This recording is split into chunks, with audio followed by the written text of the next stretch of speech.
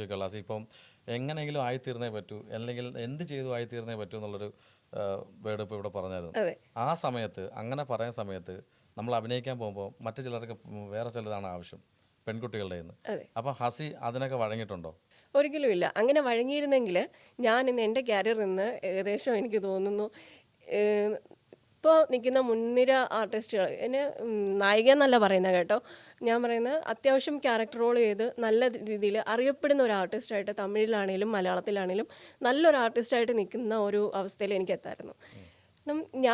എനിക്ക് വന്നിരിക്കുന്ന ഓഫേഴ്സ് അല്ലെങ്കിൽ എനിക്ക് വന്നിരിക്കുന്ന ഓപ്പർച്യൂണിറ്റീസ് എന്ന് പറഞ്ഞാൽ വളരെ വലിയ ഓപ്പർച്യൂണിറ്റീസൊക്കെയാണ്. ഒരുപാട് ഓപ്പർച്യൂണിറ്റീസ്. എനിക്ക് തമിഴിൽ തെലുങ്കിൽ രവി തേജയുടെ ഒരു പടം വന്നു.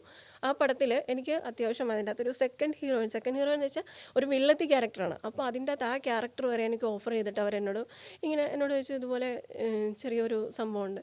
ഞാൻ പറഞ്ഞു എൻ്റെ പൊന്നു സാറേ ഞാനത് സാധാരണ നമ്മുടെ ഇൻഡസ്ട്രിയിൽ കേട്ട് വരുന്ന ഒരു കാസ്റ്റിംഗ് കൗച്ച് അല്ലെങ്കിൽ അഡ്ജസ്റ്റ്മെന്റ്, അഡ്ജസ്റ്റ്മെന്റ് എന്നാണ് ആദ്യം പറയാം, അങ്ങനെയുള്ള സംഭവങ്ങളൊക്കെ.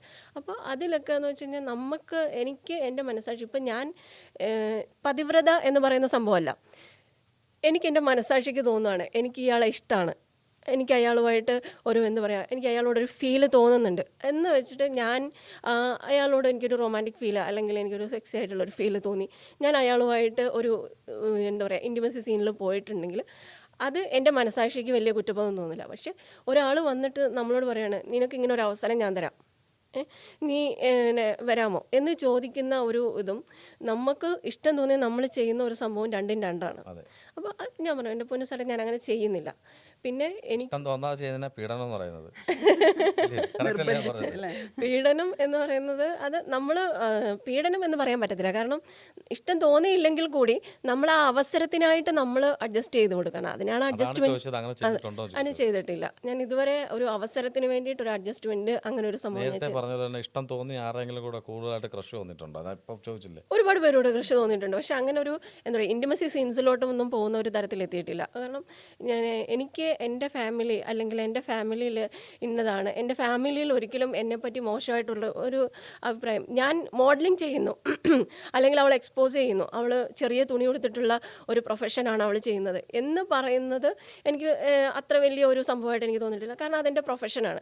ഇപ്പം ഞാൻ ഇച്ചിരി എക്സ്പോസ് ചെയ്ത് എൻ്റെ ശരീരഭാഗങ്ങളിൽ എവിടെയെങ്കിലും കണ്ടെന്ന് പറഞ്ഞുകൊണ്ട് എനിക്കൊന്നും സംഭവിക്കാനില്ല എൻ്റെ വീട്ടിൽ. അതേസമയം എന്നെ ഒരാളെയും കൂടെ ഇന്നടത്ത് വെച്ച് കണ്ടു അല്ലെങ്കിൽ ഞാനും ഒരാളും കൂടെ ഇതിൽ വരുന്ന കണ്ടു എന്ന് പറയുന്നത് എന്നെ സംബന്ധിച്ചിടത്തോളം എൻ്റെ ഫാമിലിയെ സംബന്ധിച്ചിടത്തോളം വലിയൊരു സംഭവമാണ്. അത് അങ്ങനെ ഒരു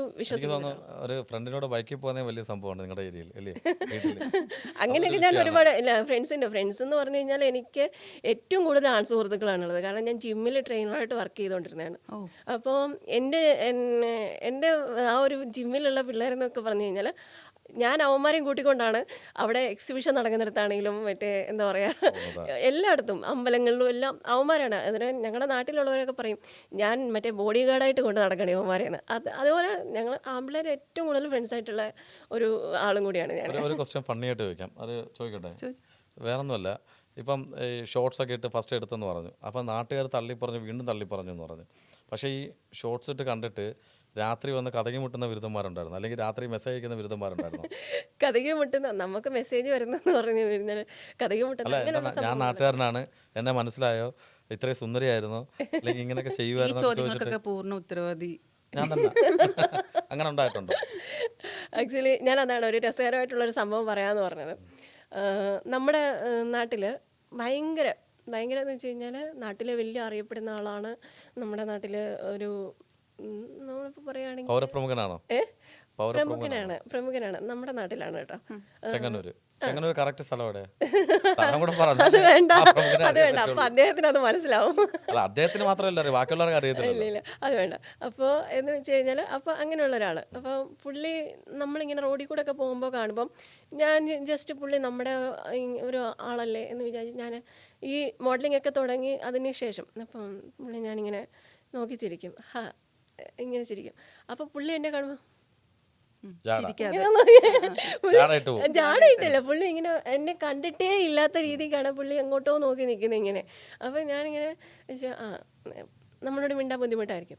ഈ പുള്ളിക്കാരൻ ഒരു ദിവസം ഞാൻ നോക്കിയപ്പോൾ എനിക്ക് രാത്രി എന്നെ മനസ്സിലായോ, എനിക്ക് ഇൻബോക്സിൽ മെസ്സേജ് ഫേസ്ബുക്കിൽ.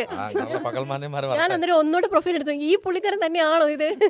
പ്രൊഫൈൽ എടുത്തു, അതെ അതെ അതെ ഇങ്ങനെ തന്നെ. അപ്പം ഞാൻ പറഞ്ഞു നമ്മളവിടെ അണ്ണേന്നാണ് വിളിക്കുന്നത്. ഞാൻ പറഞ്ഞു അണ്ണേ മനസ്സിലായി. അപ്പോൾ ആണോ, ഫോട്ടോസൊക്കെ അടിപൊളിയാണ് കേട്ടോ. ഞാൻ പറഞ്ഞു ശരി താങ്ക് യു. പക്ഷെ ഞാൻ ഇങ്ങനെയൊന്നും ഉദ്ദേശിച്ചില്ല കേട്ടോ. ഞാൻ പറഞ്ഞ പിന്നെ എന്താ ഉദ്ദേശിച്ചേ? അല്ല ഞാൻ അങ്ങനല്ല ഞാൻ പറഞ്ഞേ. പുള്ളി ഭയങ്കര ഉരുണ്ട് കളി, പിന്നെ പുള്ളി ഭയങ്കര ഒരു എന്താ പറയുക, ഒരു വേറൊരു ലെവൽ സംസാരം. ഞാൻ പറഞ്ഞു അണ്ണൻ എന്തുദ്ദേശിച്ചിട്ടാണ് സംസാരിച്ചതെങ്കിലും ആ സംസാരം ഇവിടെ നിർത്തിക്കോ. ഞാൻ അണ്ണനെ നമ്മുടെ നാട്ടിലൊരു ഞാൻ റെസ്പെക്റ്റ് ചെയ്യുന്ന ഒരാളായിട്ടാണ് ഞാൻ കണ്ടേക്കുന്നത്, അല്ലാതെ ഞാൻ പ്രത്യേകിച്ച് വേറെ രീതിയിലൊന്നും കണ്ടിട്ടില്ല. അതുകൊണ്ടാണ് എന്നെ ഇവിടെ വെച്ച് നിർത്തുന്നതായിരിക്കും നല്ലതെന്ന് പറഞ്ഞു. അപ്പോൾ അത് കഴിഞ്ഞ് പിന്നെ എന്നോട് ഭയങ്കര റെസ്പെക്റ്റാണ്. അത് പറഞ്ഞതിന് ശേഷം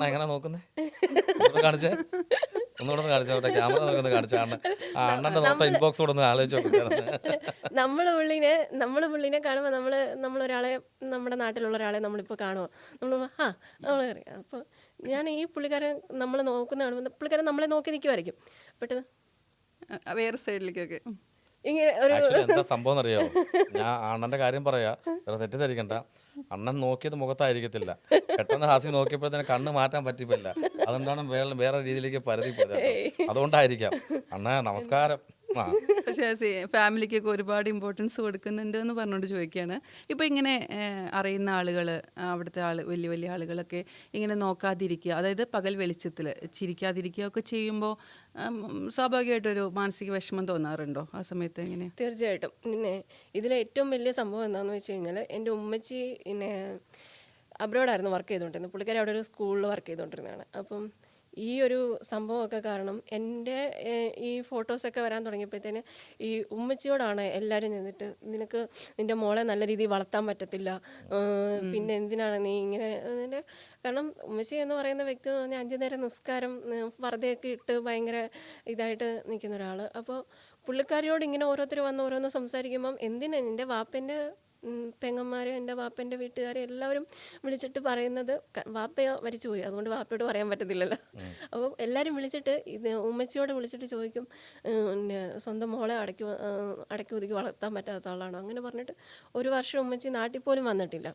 അത് കഴിഞ്ഞ് ഞാൻ പറഞ്ഞു, ഇതുപോലെ ഇതൊരു പ്രൊഫഷനാണ്, ഇത് നിങ്ങൾ വിചാരിക്കുന്ന പോലെ അല്ലെങ്കിൽ ഇത് വേറൊരു, നിങ്ങൾക്ക് എന്നെ വിശ്വസിച്ച് നിങ്ങളോട് ഇപ്പോഴും, പക്ഷേ പുള്ളിക്കാരി എന്താ പറയുക, നമ്മളോട് ഫുള്ള് എന്നെ സപ്പോർട്ട് ചെയ്യുന്നില്ല, എന്നെ സപ്പോർട്ട് ഇതുവരെ ചെയ്തിട്ടില്ല.